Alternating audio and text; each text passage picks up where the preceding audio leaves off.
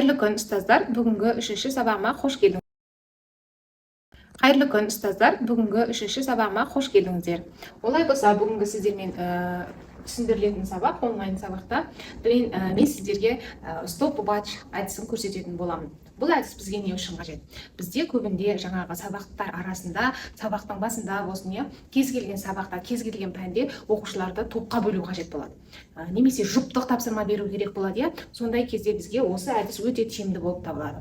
Ол үшін әрине біз стоп-ватч деп жазамыз. Стоп-ватч онлайн деп жазуымызға болады. Міне мынандай белгіше тұрады стоп-ватч әдісінде. Бұл арнайы топқа бөлуге арналған программа болып табылады. Біріншіге басамыз. Басқан кезде экранда міне осындай терезе пайда болады сіздерде. Осы жерде жаңағы айтқанымдай топқа бөлуге болады, немесе жұпқа тапсырма берген кезде жұптық тапсырмаларға жұппен бөлуге болады. Мінекей мен қазір сіздерге топқа бөлетін жаңағы белгішеге басып отырмын. Күтеміз. Ашылды. Енді мына жерде генератор групп деген таңдау алуларыңызға болады. Мына жерде таймер қоюға болады. Өте ыңғайлы программа. Міне бұл жерде группаға бөлгенде, топқа бөлу үшін бірнеше түрлері бар. Қарап отырсаңыздар, көріп отырсыздар, қаншама түрлері бар. Өте ыңғайлы платформа бұл. Соның ішінде мысалы сіз өзіңізге қайсысы ұнайды, немесе оқушыларға да жаңа жай сен анда-мында деп айта салғаннан гөрі осылай жаңағы қызықты етіп бөлген тиімдірек сабағыңызға қолдануға. Міне басамыз. Мен мысалы біріншісінде жаңа шариктер жару арқылы бөлуге бастым.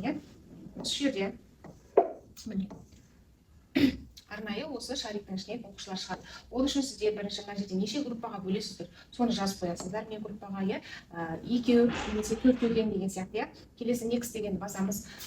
Мында настройкаға басатын болсақ, сіздер мына жерге не істей аласыздар? Өз оқушыларыңыздың жаңағы аты жөнін енгізесіздер. Өз оқушыларыңыздың жаңа. Мына жерде неше группаға бөлесіз, мысалы 5-тен немесе 4-тен деген сияқты, оқушылар кетеді. Келесі басамыз, бөліп береді. Бірінші группада осы оқушылар, келесі екінші группамызды айтамыз. Міне қараймыз оқушылар дейсіздерде, келесі екі группанда қараймыз. Сонымен жалпы бізде бөлінді 4 группа деп жаңа таңдап алдық. Сол жерде көрсетіледі мысалы. Неше баладан 6 группаға бөлдік, соның ішінде неше бала қай группадан неше оқушы барлығын жаңағы соңында шығарып береді экранға. Мінекей біз 6 группа, әрине ол өте көп болып кетеді. Информатика сабағында жаңағы 15 бала, 12-14 бала отырғандықтан 2 группаға бөлсеңіздер жеткілікті. Міне бүгінгі біздің жаңағы платформамыз сіздермен таныстырылған стоп-ватч әдісі, яғни топқа бөлу сабақта жұптық, топтық тапсырмаға бөлу әдісі көрсетілген. Сіздерге өте керек платформа деп ойлаймын. Қажет болса жаңағы комментарий жазып, лайк басып кетіңіздер. Келесі сабақта бұдан да тиімді платформаларды көрсетемін.